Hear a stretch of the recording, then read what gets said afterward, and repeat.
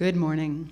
My name is Chela Metzger, and I am so glad you are all with us today at church. We are moving quickly towards the darkest day of the year. As the earth moves towards darkness in our hemisphere, we may also move towards sources of inspiration to understand darkness, both darkness within us and darkness beyond us. This is what I think about at the solstice. I think of all the darkness that nourishes and holds seeds until the bursting life of spring. I think of all the darkness I fear from reading history, darkness I fear from reading the newspaper. I think of the darkness I fear inside myself. I know that winter darkness, even here in Southern California, holds lessons that only darkness can convey. I am always very moved by a Christian ritual, the Christian Tenebrae service, which is typically done before Easter, where the candles are extinguished in the church where everyone is sitting, one by one, until everybody sits together in darkness. And after a while, the candles are lit again, one by one, bringing back the light. To me, this service contains fear, it contains darkness, but it also contains joy. My comfort with such a Christian ritual, though I was raised completely a Unitarian from a very young age, is born of my sense that I can find wisdom and beauty in many faith traditions. And I cherish that aspect of my UU faith. As we move beyond solstice and towards a variety of winter holidays and gatherings that we hope that will offer joy, I hope our faith, our UU faith, can offer heart warmth and heart light. I hope light at a dark time can help us find a path to help those around us and to help ourselves. We can sit with the darkness of the solstice, and we can sit long enough for the light to find us again.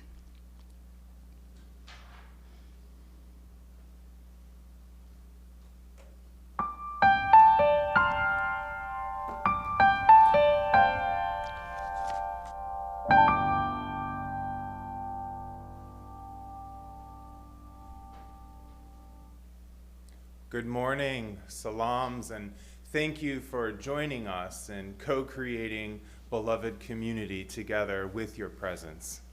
My name is the Reverend Jeremiah Kalendae, and I serve this congregation as its developmental minister. Our entire worship team is delighted to be joining you this morning. As we begin, I'd like to offer a special thanks to Javon Haskin, who is filling in for our director of music, Sonder Choi, while he is home for the holidays. Thank you, Javon.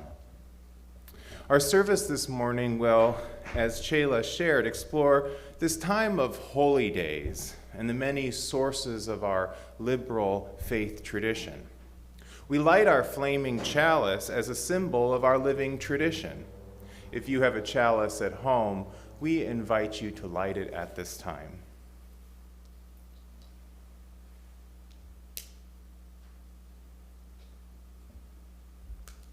May the darkness of winter give birth and nurture the light within. May we remember that it is in darkness, in the depth of water and soil and space, that all life emerges and thrives. And it is to that same womb of being that we all return.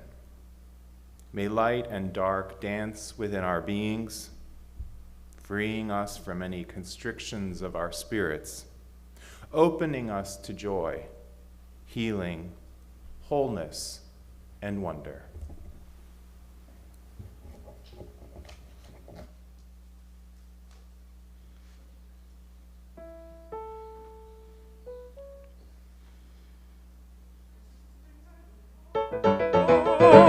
And Dick the shepherd blows a snare, and Tom bears logs into the hole, and Malcolm's frozen home and care. When blood is nipped and ways befoul, the nightly sings the staring owl. a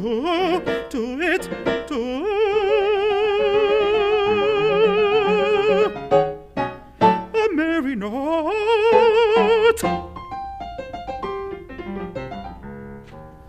While greasy John doth kneel the pot,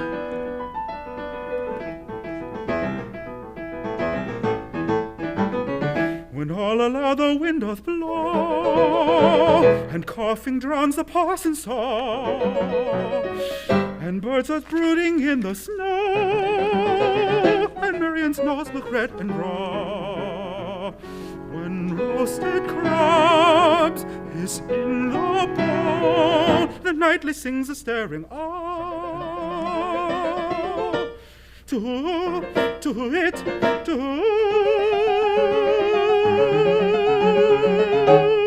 a merry note,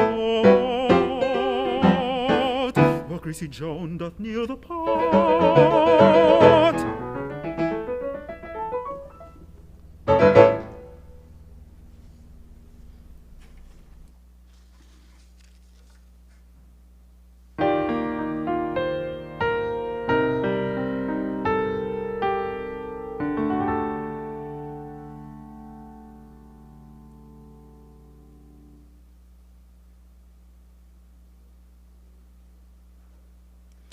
Welcome to the Unitarian Universalist Community Church of Santa Monica. I am Chela Metzger, your worship associate. The worship team is now in the sanctuary and in the garden of our real-life church, and no matter where you are, we are delighted you have joined us today. Please watch for more church news as we move towards bringing more people into our real-life sanctuary, starting with Christmas Eve service, while continuing to stream our services online. If you are new to our community, please know that while our building is currently closed for larger church services and larger events, we are still here. And there are many ways to learn more about us and become involved. We offer programs that serve the needs of our congregation and our need to be of service to the larger world, including broad religious education and personal development for people of all ages. We also join with other social justice advocates in our community activism that contributes to the justice and harmony of our world. Unitarian Universalism is not defined by creed or dogma, but is guided by principles that affirm the worth and the dignity of every person and encourages an individual search for truth and meaning. We honor the wonder of existence and believe we are all connected to each other and to the interdependent web of life. Our beliefs are drawn from Scripture, from science, nature, and philosophy, personal experience, and ancient traditions. We are an open, affirming, and welcoming congregation, diverse in backgrounds, identities, spiritualities, and philosophies of life. We are united in our desire to create an inclusive, beloved community, and to live the principles of our faith and to serve the wider world. An important step on that journey towards becoming a beloved community is our acknowledgement that our church and the homes of most of its members are on the traditional, ancestral, and unceded lands of the Tongva people, who live here and have cared for these lands for thousands of years. We recognize and mourn the often deadly harm inflicted on the indigenous people of this country. We lift up their grace, their resilience, and their relationship with these sacred lands. I do have a few announcements today. It's been said before, but it bears saying again, our beloved church member Helen Brown is 100 years old. If you have a church directory, send her and her cat Butterscotch a nice note. As mentioned earlier, we are opening up the church for more in-person participation following current COVID protocols starting Christmas Eve. Please see the website for details. It will be beautiful to see and feel more folks in the sanctuary, so be sure to sign up ahead of time.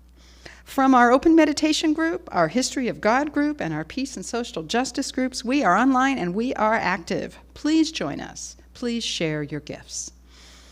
Come now, let us worship together.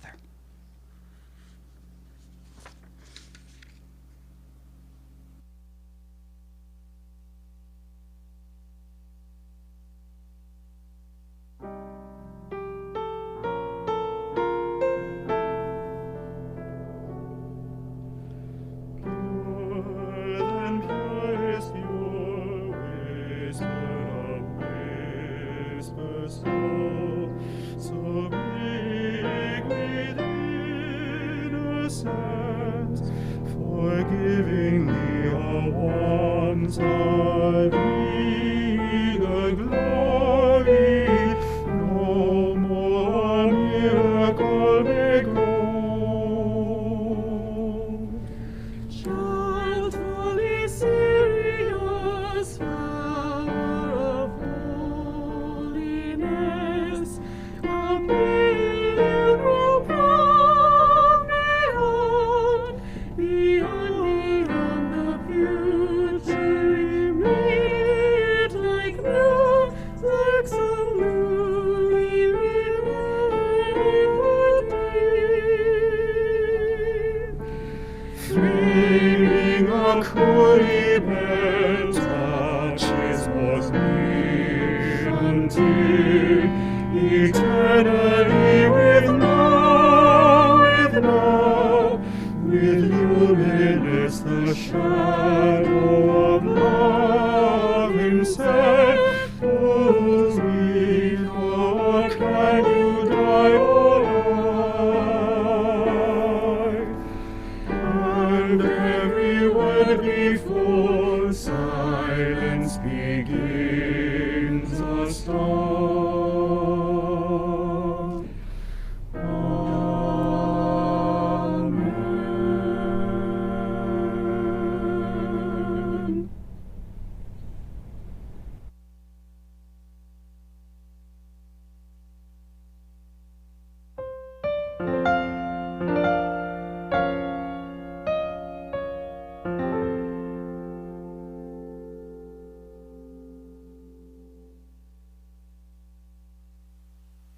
El amor es la enseñanza de esta iglesia.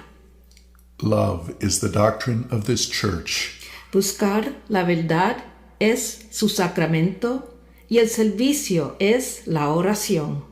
The quest for truth is its sacrament and service is its prayer. Vivir juntos en paz. To dwell together in peace. Buscar el conocimiento en la libertad. To seek knowledge in freedom. Servir a la humanidad en comunión. To serve humankind in fellowship. Así es como convenimos unos a otros. Thus do we covenant with each other.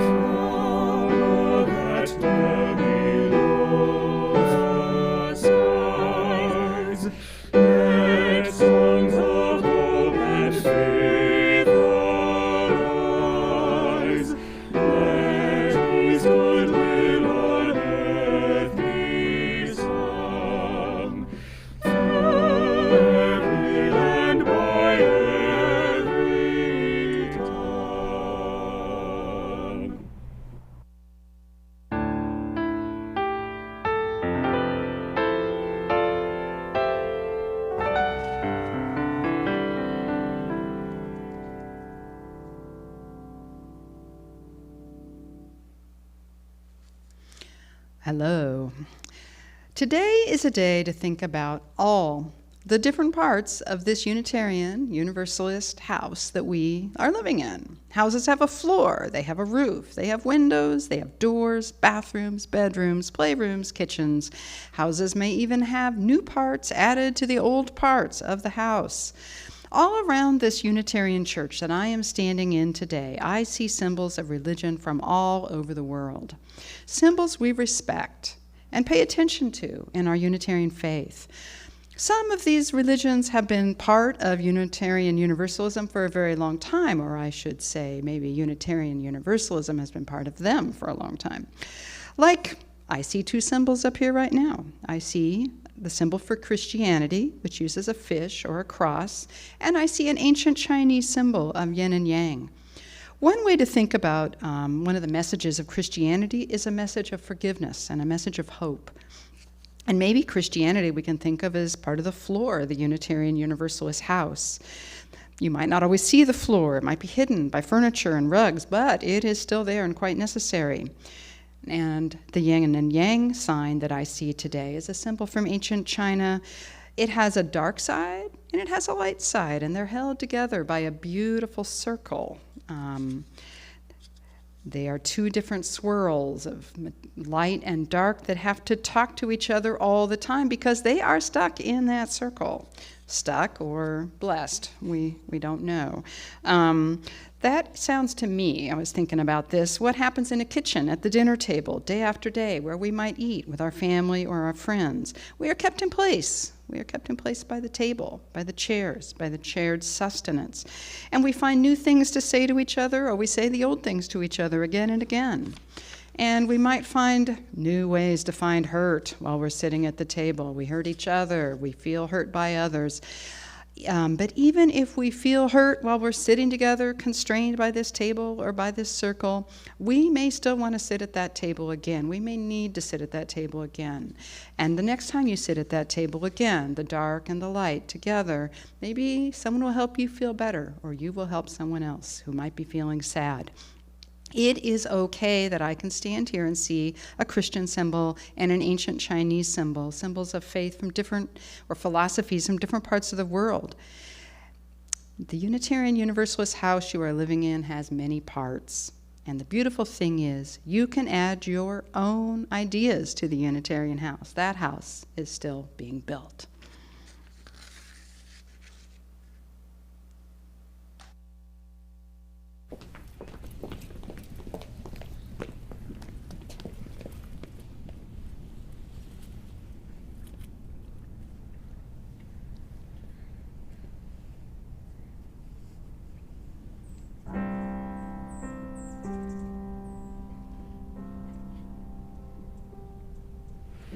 Rise up, O flame, by thy light glowing, show to us beauty, vision, and joy.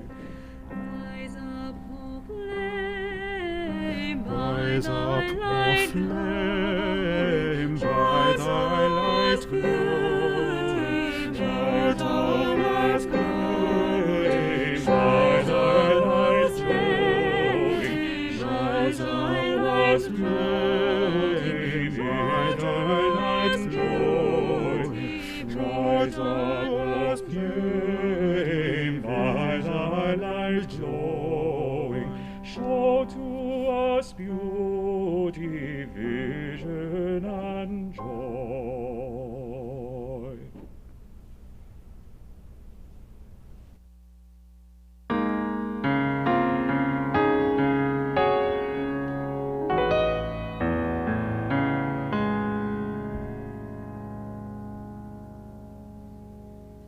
As we begin our time for mindfulness, prayer, and silent meditation, let us enter together into the darkness of the winter solstice. Let us sit comfortably in whatever manner may suit you, and let us close our eyes to find ourselves in that familiar, radiant darkness in which we meditate, pray, and rest. From there, let us connect with the rhythm of our breathing and the gentle beats of our hearts. We breathe and dwell in this luminous darkness as we approach the longest night of the year and continue our journey through this season of holy days, seeking something of their blessing. Our winter solstice prayer for our meditation this morning is A Blessing for the Longest Night by Jan Richardson. All throughout these months, as the shadows have lengthened, this blessing has been gathering itself, making ready, preparing for this night.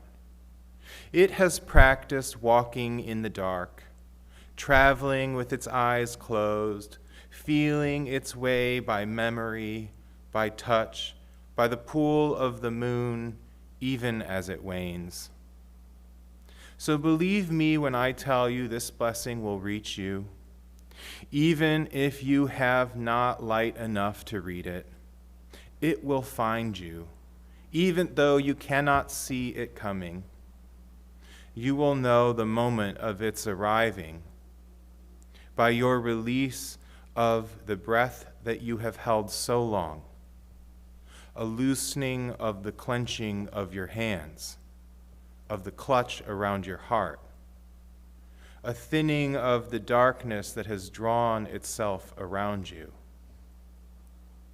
This blessing does not mean to take the night away, but it knows its hidden roads, knows the resting spots along the path, knows what it means to travel with the company of a friend.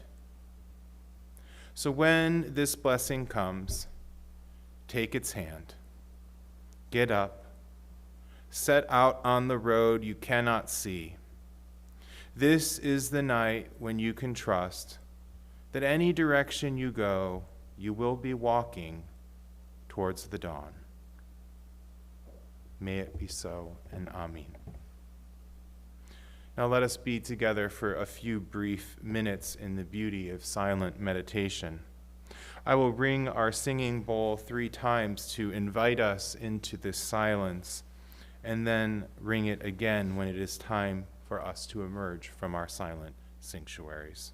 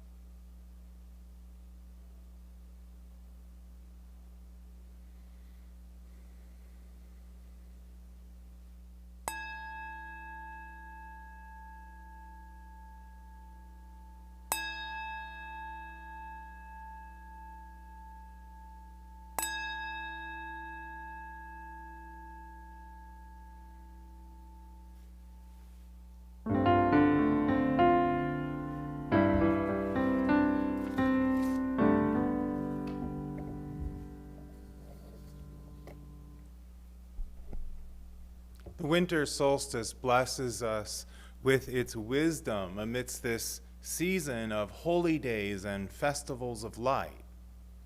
It is a time when the Earth's axis reaches its greatest tilt away from the sun, providing for the shortest day and the longest night of the year.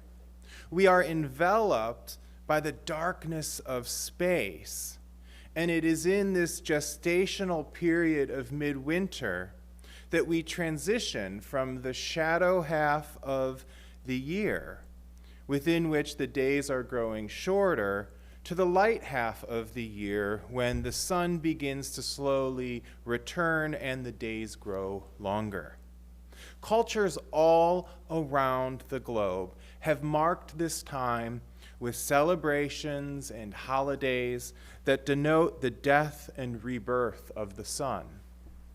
Ancient temples and observatories of the world's religions, such as ancient stone circles and ceremonial caves, often align themselves with the rising of the sun on the winter solstice.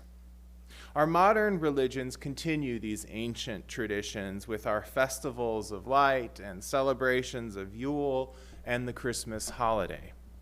Many of these religious practices carry forward the traditions of kindling light and fires to ward off the cold, the famine, and the sickness that so often accompanied a long and bitter winter. Solar deities and messiahs are typically imagined to have been born in this time to represent the triumph and endurance of life and the preservation of humankind. This is a sacred time to feel our interconnectedness with the light of our star and the life of the earth, to celebrate the bounties of our lives, and to rest in the long darkness until the light returns. Now, this is also the season of Advent, and this is the last Sunday when many churches and households around the globe light candles in a wreath in preparation for the arrival of Christmas.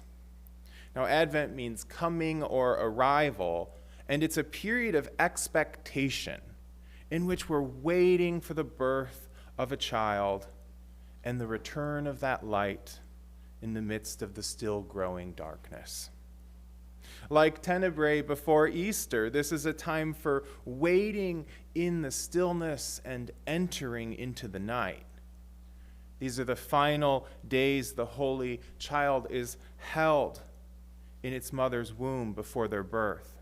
And they are the days for us to find stillness and peace in that dark.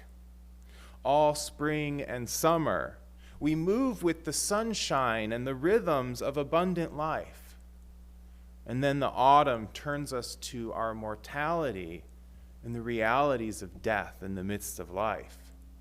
And then that star wheel turns again, and the winter invites us to rest and to rebirth. We make promises, we set intentions, and seal resolutions of how we hope to change for the better, to grow, to prosper as people. In this time of dreaming, what aspirations do you embrace for yourself and your communities?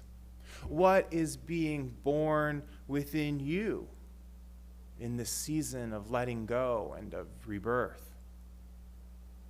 What is the sacred darkness teaching you or inviting you to consider? How are you restoring yourself as nature continues to call to you to slow down and to rest? Unitarian Universalism is a liberal religious tradition born from the Jewish and Christian teachings, and it has grown to embrace many sources of faith. Now, my hope this season has been to introduce some of the fundamentals of our religious tradition for those of you who join us online and want to learn more. I also think of these sermons as good refreshers for us old-timers as well. We've explored the 7 principles of Unitarianism, our Unitarian and Universalist history, and how we practice our shared ministry. This morning, I hope to conclude this series with a consideration of the 6 sources of our faith as Unitarian Universalists. Now, although it might be unusual in some churches to appreciate Hanukkah, the winter solstice, Christmas, and Kwanzaa, Our liberal faith is broad and expansive, and it's been informed by a multitude of wisdoms that are as diverse as the spiritual paths and ethical philosophies adopted by our members. Our covenant as a liberal congregation, that is, the promises we make to each other and with our fellow congregations, affirms and promotes these 6 specific sources of wisdom. The Reverend Kathleen Rollens, one of my ministers, reflects, throughout history, we Unitarian Universalists have moved to the rhythms of mystery and wonder, prophecy, wisdom, teachings from ancient and modern sources, and nature herself. So today, let us reflect more deeply on these sources of our liberal faith. The first source of our liberal tradition is direct experience of that transcending mystery and wonder that is affirmed in all cultures, which moves us to a renewal of the spirit and an openness to the forces which create and uphold life. We're the tradition of the priesthood and the prophethood of all believers, as we talked about a few weeks ago. And that means that we believe that every single person has direct access to the transcendence of life, to that which we might consider sacred, holy, or divine. We affirm that each Unitarian Universalist has direct access to spirit, to God, to ultimacy, to those mysterious powers of life. We don't require intermediaries on our journey. We believe that we each have that capacity to be stewards of what is sacred to us. At the heart of our liberal faith is this openness to the mystery and wonder of life. We give it many names, but it ultimately defies all of our naming because it is transcendence itself. It is the mystery which calls us out beyond ourselves, beyond the limitations of our experience, and provides us, perhaps in fleeting moments, some glimpses of the interconnectedness of all life and the communion of all of being. The second source of our liberal faith is words and deeds of prophetic people, which challenge us to confront powers and structures of evil with justice, compassion, and the transforming power of love. We know that some can see the future clearly when most have a narrow view of what the future holds. And we turn to those who prophetically challenge us to see that brighter future and to bring it into being. When the late bell Hooks, may she rest in power, admonishes us, the moment we choose to love, we begin to move against domination, against oppression. The moment we choose to love, we begin to move towards freedom, to act in ways that liberate ourselves and others. We listen and we respond. When Audre Lorde reminds us that unless one lives and loves in the trenches, it is difficult to remember that the war against dehumanization is ceaseless. We listen and we respond. When Dr. King tells us that he has gone to the mountaintop and he has seen the promised land, we listen and we respond. Our prophets are not only those of the Hebrew scriptures or the Quran, but they include all of those in our own time who help us to expand our vision of the possible and help us to extend our love in the world. The third source that fuels our religious life is wisdom from the world's religions, which inspires us in our ethical and spiritual life. Now, every religion has its holy book, and we often say that our liberal faith's holy book is the whole library and all those sacred texts that are within it. And we're free to learn from all the world's religions, and indeed many of our members find value and meaning in practicing a particular tradition or a mosaic of wisdoms that speak to their hearts. We're a community of atheists and Muslims, pagans and Christians, humanists and Jains, and Jewish Buddhists and Hindu Sufis and mystical humanists, and mixtures, mixities, and hybridities of cultures and traditions and wisdoms that most of us probably haven't even begun to imagine. We don't have to close ourselves off from diverse wisdom, but rather we have to continually remind ourselves to be open to new learning, new growth, and the ways in which our lives might be transformed by encounters with perspectives, traditions, and practices that are very different from our own. We view all of the world's religions as inherently valuable and overflowing with religious wisdom. Our fourth source is Jewish and Christian teachings, which call us to respond to God's love by loving our neighbors as ourselves.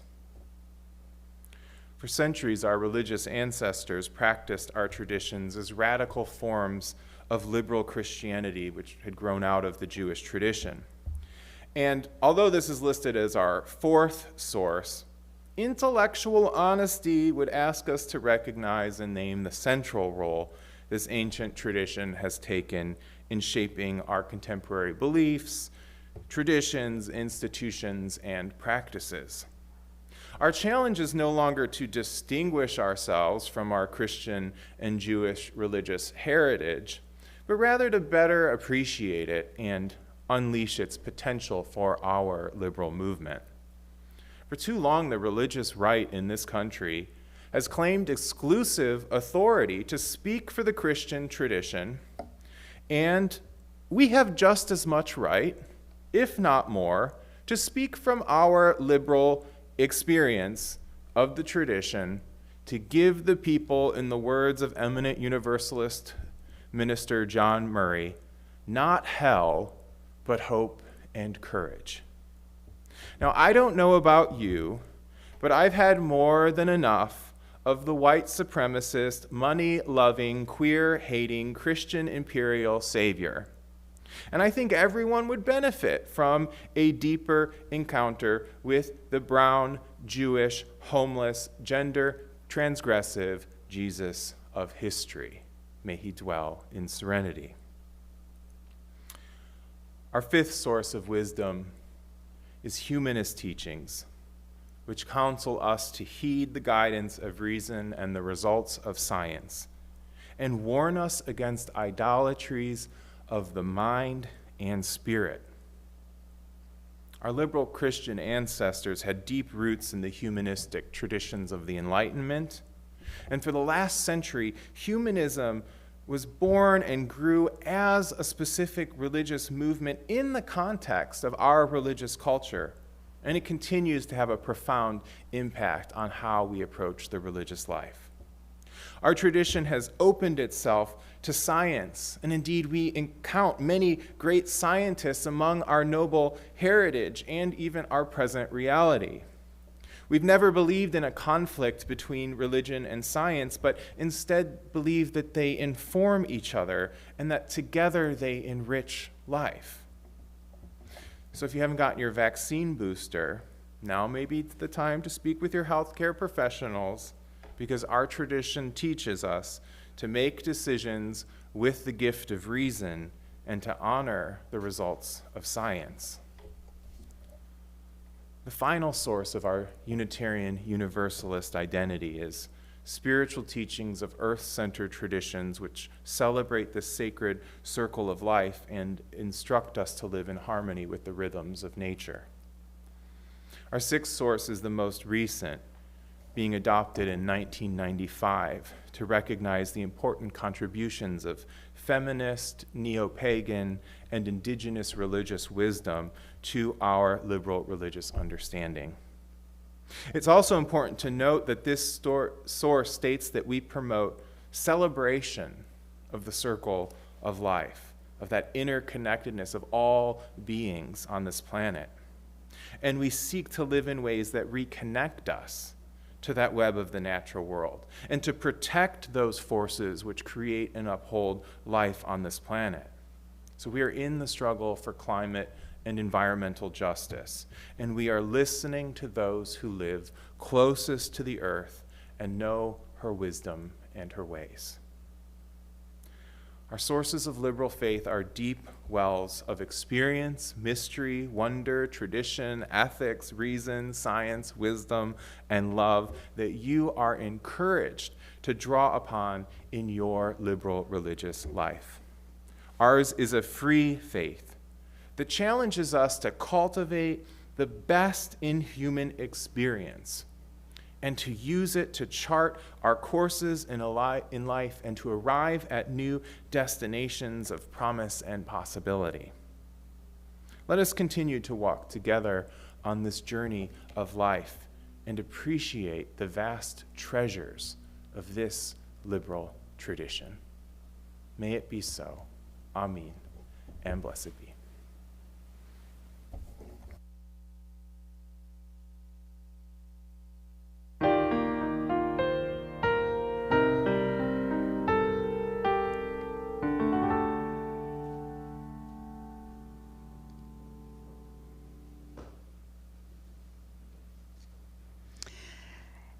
At the Unitarian Universalist Church of Santa Monica, we dedicate half of our non-pledge Sunday offerings to organizations doing work in the world that advances our Unitarian and Universalist principles.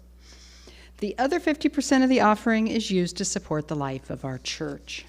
UUSM's generous congregation supports our church community, and together we support vital organizations doing work we could not do on our own.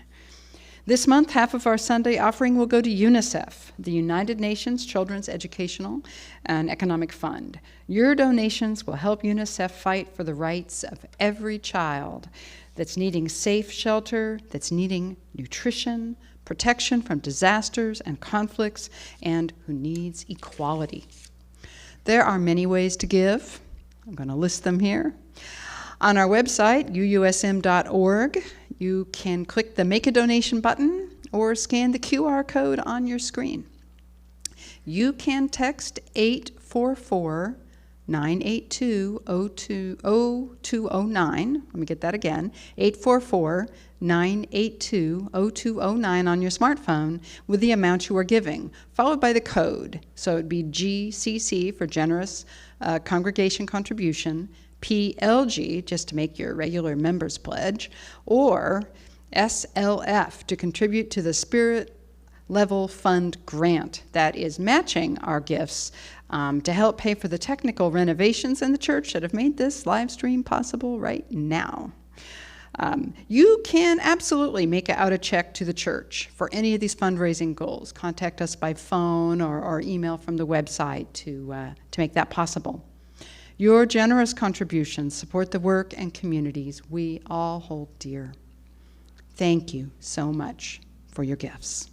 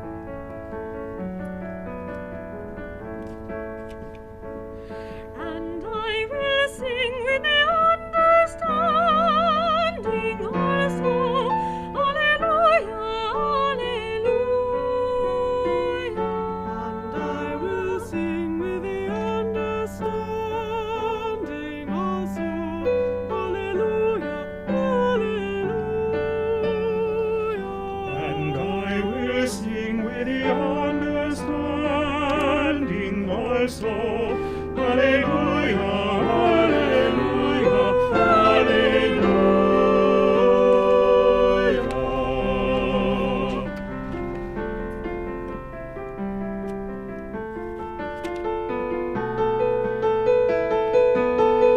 And the sing with the Spirit, and the sing with the Spirit. Alleluia, alleluia, alleluia, alleluia, alleluia,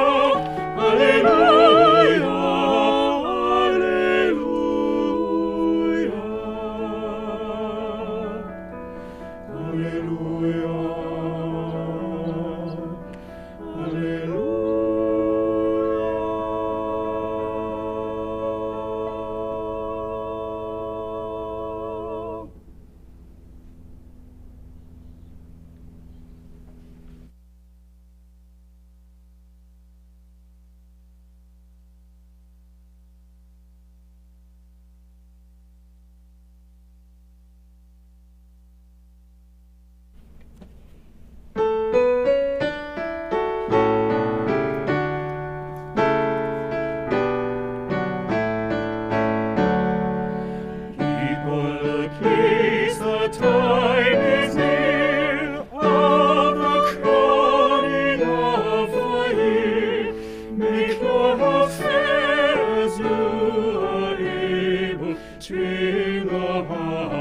set the table. People look east and see. Now the guest is on the way. Furrows be glad, the earth is bare. One more seed is planted there. Give up your strength, the seed to nourish. Add in course the flower may flourish. People look east and see. Now the rose is on the way. Stars keep the watch when night is dim. One more light the bolt shall bring, shining beyond the frosty weather, bright as sun and moon together. People look east and see. Now the star is on the way.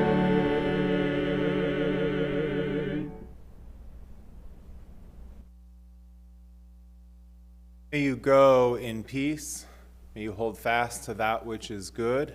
May you return to no person evil for evil, but strengthen the faint of heart, support the weak, help the afflicted, honor all beings. May you go and be blessed, and may you be a blessing.